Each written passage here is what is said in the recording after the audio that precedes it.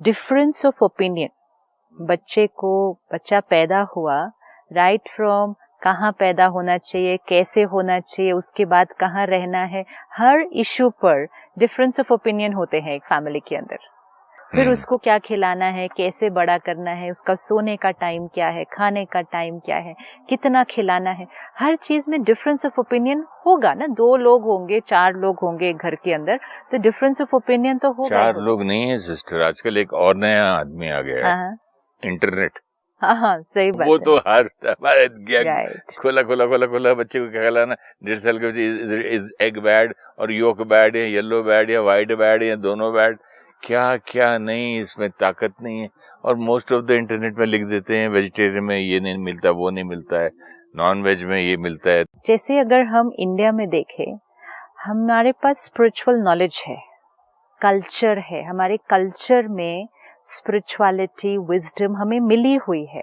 हमें आंसर्स वहां से ढूंढने चाहिए, हमें सही नॉलेज वहां से मिलेगी। देखो वो जितने तो पुराने बूढ़े लोगों को क्या, look at this computer says this बोलते हैं लोग। This is where see what is happening. जितना हम बड़ों की एडवाइस को अगर लेंगे, बड़ों ने जो सारी चीजें की है ना, वो उस एंशिएंट विजडम के हिसाब से की है, उस एंशिएंट कल्चर, सभ्यता, आध्यात्मिकता जो हमारे पास generations to generations pass on हुई है, उसके बेसिस पर की है। आज जहां से हम इंफॉर्मेशन ले रहे हैं, it's not that we disconnect from the world, लेकिन हमें ये ध्यान रखना पड़ेगा कि साइंस क्या कह रही है और स्पिरिचुअलिटी क्या कह रही है। अगर हम बहुत ज्यादा सिर्फ साइंटिफिक बेसिस पर लेंगे चीजें, तो वो एक साइंटिफिक एस्पेक्ट से हमें बताएंगे, लेकिन स्पिरिचुअल एस्पेक्ट को अगर हम इग्नोर करते हैं तो उसमें हम अपना बहुत बड़ा नुकसान करेंगे। This will have to understand. जब हम इंटरनेट से कोई चीज सर्च करते हैं तो हम एक ग्लोबल लेवल से उसको सर्च कर रहे हैं, राइट? आप कोई भी वेबसाइट पे जाएंगे, वो किस कंट्री से वो वेबसाइट बनी, किस बैकग्राउंड के हिसाब से वो वेबसाइट बनी, किस कल्चर के हिसाब से उस पे वो नॉलेज लिखी, किन लोगों ने वो लिखी, किस बेसिस पे लिखी, कहीं ऐसा तो नहीं कि अपना प्रोडक्ट बेचने के लिए किया हो सकता है। तो ये सारी बातें भी तो देखनी है ना। आजकल प्रॉब्लम ये हो रहा है सिस्टर, जैसे हम लोग रिलेशनशिप्स की बात कर रहे हैं, बीइंग लव की बात कर रहे हैं, बीइंग लव तो ये भी होना चाहिए ना कि हमारे पेरेंट्स ने भी हमको पाला, उनके पेरेंट्स ने उनको पाला। तो इसीलिए जो बड़ों से हमें मिलती है विजडम, क्योंकि आज बहुत घरों में जब पेरेंटिंग है कि वो बच्चा पैदा हुआ, उसकी अपब्रिंगिंग का जो तरीका है, तो उसमें जो बड़े अब राय दे रहे हैं और आज के पेरेंट्स जो बहुत ज्यादा इंफॉर्मेशन चारों तरफ से उनको मिल रही है, वर्तमान समय उसमें थोड़ा सा डिफरेंस ऑफ ओपिनियन ज्यादा आ रहा है। और कई बार तो इतना उसमें ये हो जाता है कि जो पेरेंट्स कह रहे हैं इट्स नॉट राइट, वो पुरानी बातें हैं, पुरानी बातें वो वर्क नहीं करती। अब देखो हमें इंटरनेट से ये मिला, या किसी और कंट्री से जो बुक्स हम लाए पेरेंटिंग पे, उस पे हमें ये मिला, बट वी फॉरगेट कि जो हमारे पेरेंट्स के पास विजडम है, हमारे कल्चर, हमारी अपब्रिंगिंग और हमारे एनवायरनमेंट के बेसिस पे वो विजडम बनी हुई है। वो wisdom generation to generation pass on होती रहे तो हर जनरेशन के लिए उसमें बहुत फायदा है।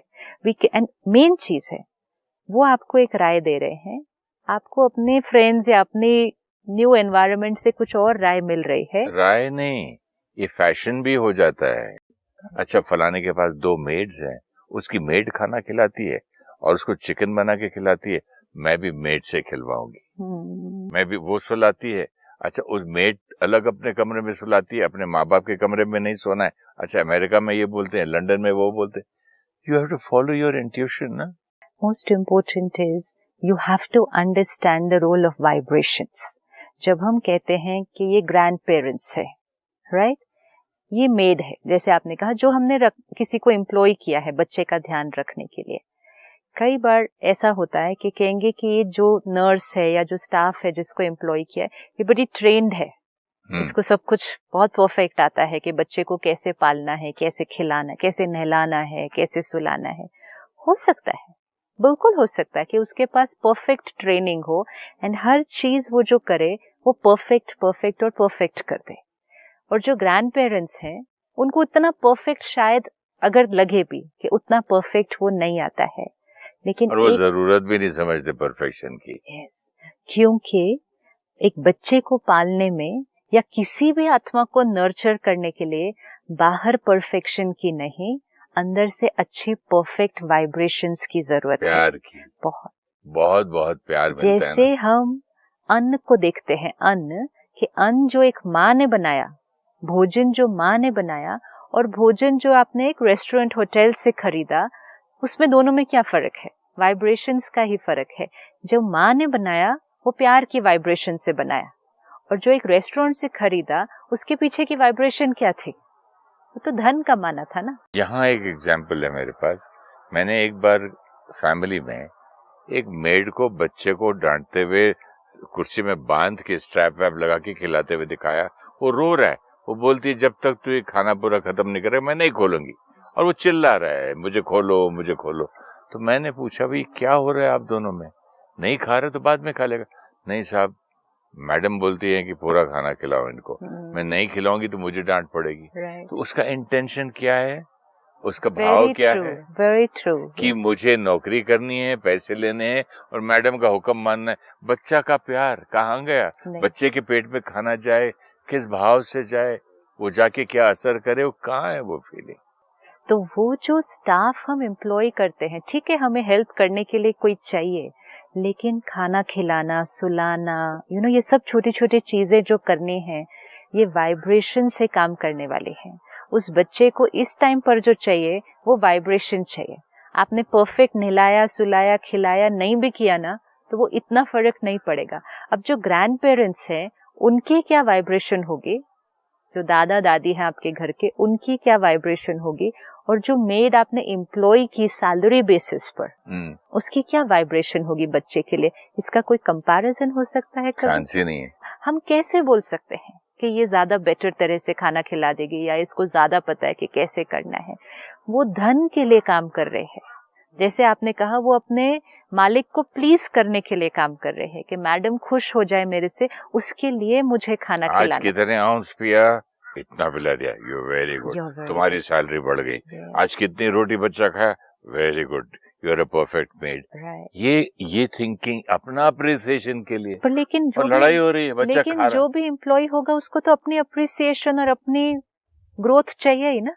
वो तो एम्प्लॉय है ना, उसका तो इंटेंशन ही वो रहेगा ना। कोई भी एम्प्लॉय, हम भी कहीं अगर एज एन एम्प्लॉय जाएं तो हमारा भी तो इंटेंशन ये रहेगा ना कि to do our best at the job. हमारा जॉब है वो। लेकिन एक ग्रैंड पेरेंट के लिए अगर वो ठीक से नहीं भी खिलाएं, कुछ ठीक से परफेक्टली नहीं भी कर पाए, उतना एक्यूरेटली नहीं कर पाए जैसे आज के समय में आपको चाहिए, लेकिन जो प्यार और मोस्ट इम्पोर्टेंट जो पावर, एक ग्रैंड पेरेंट से जो बच्चे को पावर मिलने वाली है, जो विजडम मिलने वाली है, जो वाइब्रेशन मिलने वाली है, वो तो कोई भी सब्स्टिट्यूट नहीं कर सकता है। कांटे चमचे से खिला लेगी मेड, लेकिन जो मैं हाथ से खिलाऊंगा, मुझे सपोज नहीं आता दादा दादी को, हमको काटना फूटना नहीं आता या चुबाना नहीं आता है, उसको ये सब इंग्लिश कम आती होगी, लेकिन जो प्यार मिलता है हाथ से दिया बच्चे को, और कंटिन्यूसली जब वो आपकी प्रेजेंस में है बच्चा, वो ग्रैंड पेरेंट की प्रेजेंस में वो जो बच्चा है, खाना भी खिला रहे हैं और कॉन्स्टेंटली नर्चर अपनी वाइब्रेशन से भी तो कर रहे हैं। उल्टा हम फॉर्चुनेट है अगर ऐसे समय पर अभी भी हम एक जॉइंट फैमिली में हैं जहां उस बच्चे को इतने सारे मेंबर्स की वाइब्रेशन मिलती है। कितना प्यार मिलता है। कहाँ एक जॉइंट फैमिली में इतने मेंबर्स की वाइब्रेशन मिलना, और कहाँ उस बच्चे को मेड के साथ या एक प्ले स्कूल में टीवी लगा के छोड़ देती है वो। ये भी एक और पेरेंट्स चले जाते हैं तो वो बच्चों के जो टीवी निकले कार्टून फार्टून लगा के वो अपना वो भी देखती है, बच्चा भी देखता है। ये जो छोटे छोटे रीजंस है आज, ये एक बहुत बड़ा रीजन बन रहे हैं कि क्यों आज की कमिंग जनरेशंस जो बच्चों की है वो इमोशनली वीकर है। हम जब बच्चे थे, हमें जिस तरह का माहौल घर पे मिल रहा था और आज के समय में जो मिल रहा है उसमें बहुत फर्क है इन टर्म्स ऑफ वाइब्रेशंस। क्योंकि आज के समय में परफेक्शन बाहर दिखाई, उस पे फोकस है, परफेक्ट परफेक्ट, हर चीज परफेक्ट परफेक्ट होनी चाहिए। जितना हम बाहर की परफेक्शन पर फोकस करते गए, व्हिच वाज गुड, लेकिन हम अंदर की परफेक्शन से दूर होते गए। जैसे हम कहेंगे ना, हम इंट्यूशन से दूर होते गए, लॉजिक पे वर्क करते गए, विजडम से दूर होते गए, साइंटिफिक कैलकुलेशन पर सिर्फ वर्क करते गए। कहाँ हमारी मेमोरी में हमें सब कुछ याद रहता था, आज हम सब कुछ सिर्फ गैजेट से करते हैं। तो हम अपनी इनर क्वालिटी से दूर होते गए, तो बच्चे को हम क्या देंगे? हम उसको भी सिर्फ बाह्य चीजों पे डिपेंडेंसी क्रिएट कर रहे हैं। तो उसको, हर बच्चे के लिए, हर पेरेंट को जो आपने प्रायोरिटी वर्ड रखा, वो प्रायोरिटी पकड़ लो कि अगर परफेक्ट कुछ देना है आपको उस बच्चे को, तो वो परफेक्ट वाइब्रेशन है। वो बच्चा अपनी पूरी फैमिली के साथ एक कार्मिक अकाउंट लेकर आया है। अगर कई बार ये होता है कि जो मदर है उसकी अपनी मदर इन लॉ से उतनी रिलेशनशिप अच्छा नहीं है, वो रिलेशनशिप अच्छा नहीं होना उस बच्चे के ऊपर असर डालता है डायरेक्ट। क्योंकि मदर का अगर अपनी मदर इन लॉ से रिलेशनशिप अच्छा नहीं है, तो उसको ये भी नहीं अच्छा लगता कि वो बच्चा बहुत ज्यादा उसके पास जाए। आपको ये याद रखना पड़ेगा कि अगर आपका आपकी सास से रिलेशनशिप नहीं भी अच्छा, वो बच्चे का अच्छा होने वाला है। कई बार जो बहुत सारा दिन क्रिटिकल एनर्जी क्रिएट होती है घर के अंदर, उन्होंने ठीक से नहीं खिलाया, उन्होंने ठीक से नहीं सुलाया, उन्होंने ठीक से ये नहीं किया, हमें ये देखना होगा उस आत्मा के लिए ये दोनों आत्माएं बड़ी इंपॉर्टेंट है। जैसे पेरेंट्स, मदर एंड फादर उस बच्चे के लिए बहुत इंपॉर्टेंट है, उसी तरह मदर एंड ग्रैंड मदर, ये दोनों आत्माएं भी उस बच्चे के लिए बहुत इंपॉर्टेंट है, बहुत जरूरी। क्योंकि उस बच्चे का, उस आत्मा का दोनों के साथ एक पास्ट का कार्मिक अकाउंट है और दोनों के साथ एक बहुत प्यारा कार्मिक अकाउंट है। तभी तो एक आत्मा उसके लिए मदर के फॉर्म में आई है, एक आत्मा उसके लिए एक दादी के फॉर्म में आई है। जब वो आत्मा को ये सेंस होता है, एक छोटे बच्चे को, कि ये दो आत्माएं जो दोनों मेरे लिए बहुत इम्पोर्टेंट है, ये दोनों का मेरी वजह से आपस में कॉन्फ्लिक्ट चल रहा है, it's not very good energy.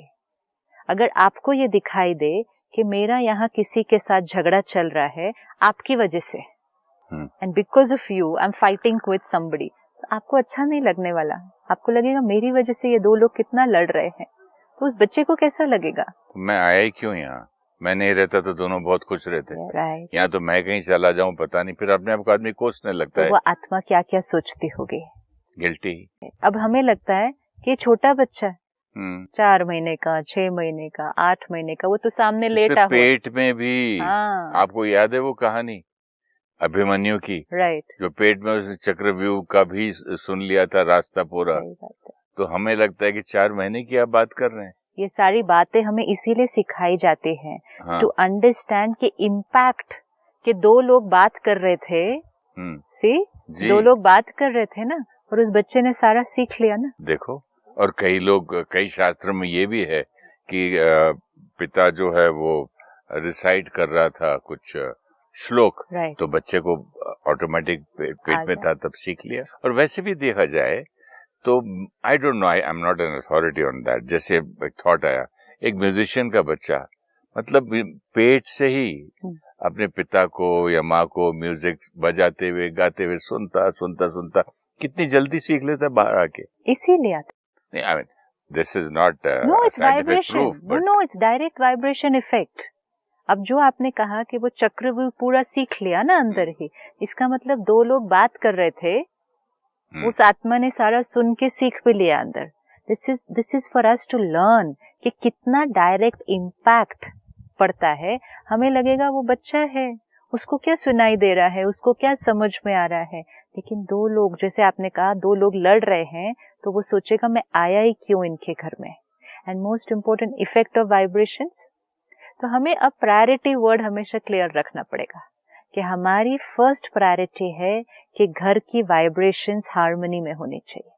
हम बच्चे की अपब्रिंगिंग को लेकर, कि कैसे खिलाना, कैसे सुलाना, ये छोटी छोटी चीजों को लेकर कॉन्फ्लिक्ट नहीं क्रिएट कर सकते घर के अंदर। ये कॉन्फ्लिक्ट मदर इन लॉ के साथ भी हो सकता है, ये कॉन्फ्लिक्ट तो हस्बैंड एंड वाइफ के बीच में हो सकता है। हर बार अगर मैं ये बात सोच लूं कि मेरी प्रायोरिटी क्या है, बच्चा, लव, बीइंग लव, तो फिर ये आप जो कह रही थी ये प्रॉब्लम है।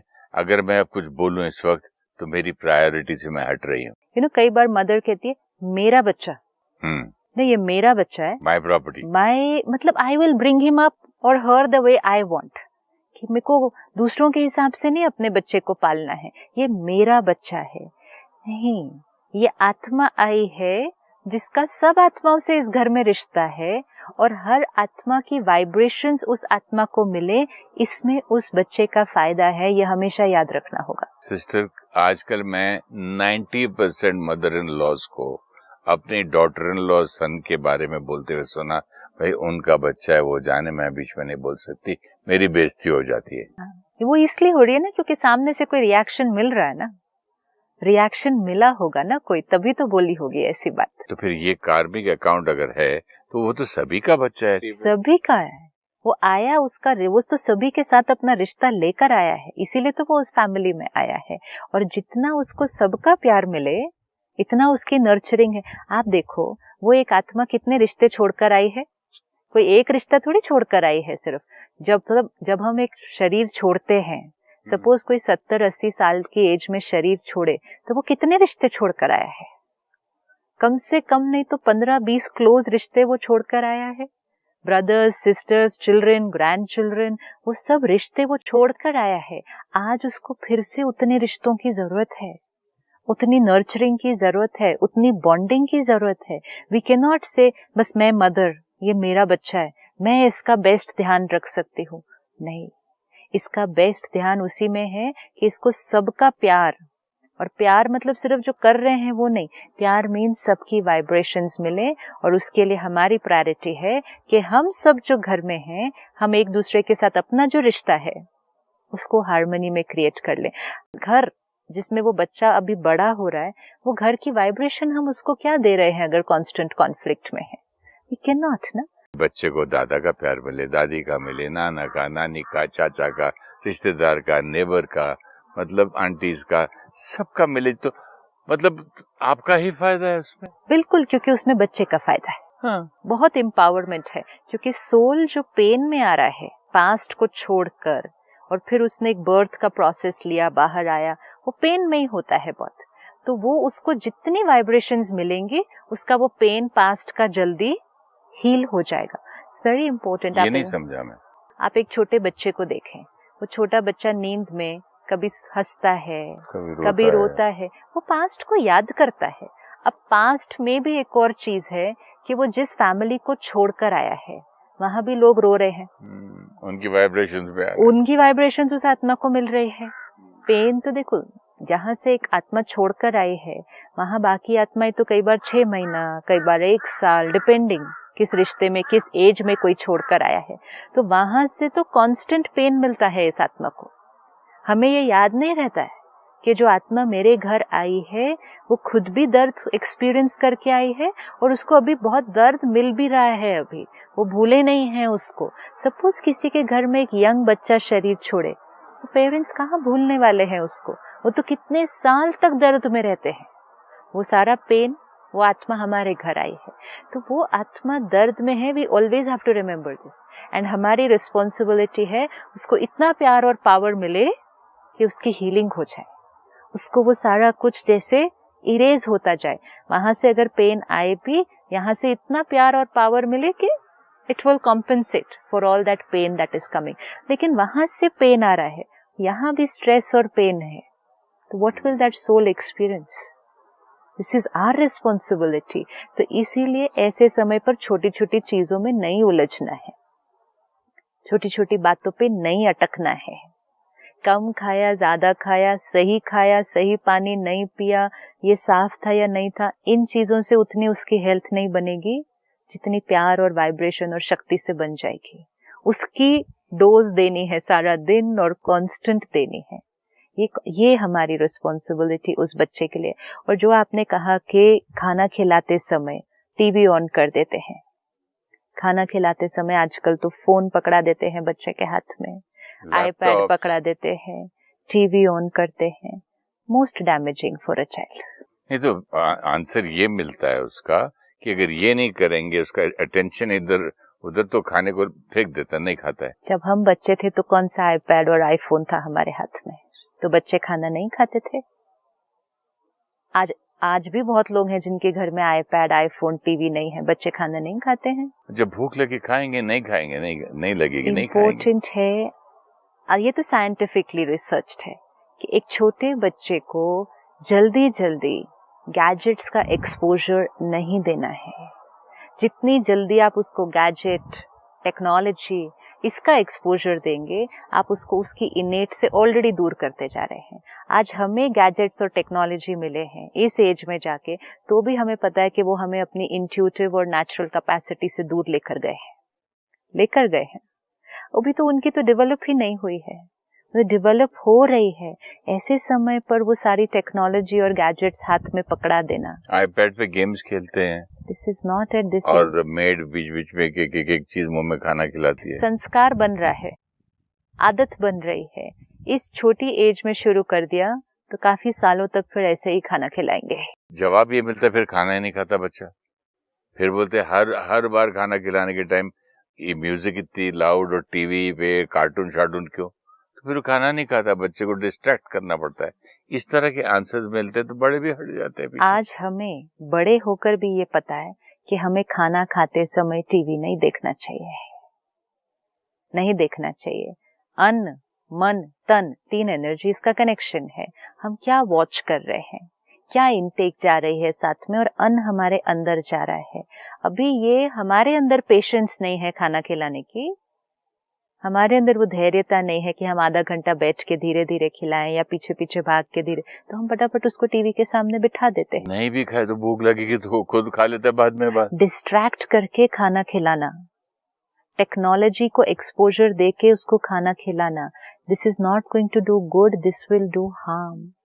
स्क्रीन्स का एक्सपोजर देना, वो जो रेज उस टेक्नोलॉजी से आ रही है उसका एक्सपोजर देना, एंड मोस्ट इम्पोर्टेंट उसको मन बुद्धि को गैजेट्स के साथ जोड़ देना। अभी जब वो 1 साल का 2 साल का है, this is not the time. In fact ऐसे समय पे तो अपने भी गैजेट सारे दूर रखने चाहिए कि बच्चे के हाथ में ही नहीं आनी चाहिए वो कोई भी चीज, खाना खाते समय भी नहीं और अदरवाइज भी नहीं। जितना लेट हम उसको टेक्नोलॉजी का एक्सपोजर देंगे, it's better for his own intuition, अपनी डेवलपमेंट, उसको इन सब चीजों से दूर रखना है। हमें लगता है नेचुरल है एंड वी फील नाइस कि बच्चे को फोन यूज करना आता है, हमारे बच्चे को आईपैड यूज करना आता है। It's nothing to be proud of. No, नहीं, उस बच्चे की इनोसेंस, आज देखो बच्चे अपनी इनोसेंस और प्योरिटी जल्दी एज पर खो रहे हैं। क्यों? क्योंकि वो जल्दी इन चीजों से कनेक्ट होते जा रहे हैं। एक बच्चे की इनोसेंस, प्योरिटी को डेवलप होने दें, धीरे उन चीजों से जुड़े। फिजिकल एक्टिविटी बच्चे छोड़ देते हैं जब वो गेम्स इस वाले खेलने लगते हैं तो। एवरीथिंग, हाँ, फील्ड में जाके खेलो, फुटबॉल खेलो, क्रिकेट खेलो, टेनिस खेलो। आज उस पे टेनिस खेलना शुरू कर देंगे नहीं तो। इमोशनल ग्रोथ नहीं हो रही है, स्पिरिचुअल डेवलपमेंट नहीं हो रही है। हम सोचते हैं टेक्नोलॉजी वाइज और बड़े इंटेलिजेंट हो रहे हैं वो, ये वाला पिलर स्पिरिचुअल और इमोशनल ये छोटा होता जाएगा। हमें ये याद रखना है, जीवन में जो पिलर सबसे इम्पोर्टेंट है वो है इमोशनल एंड स्पिरिचुअल स्ट्रेंथ।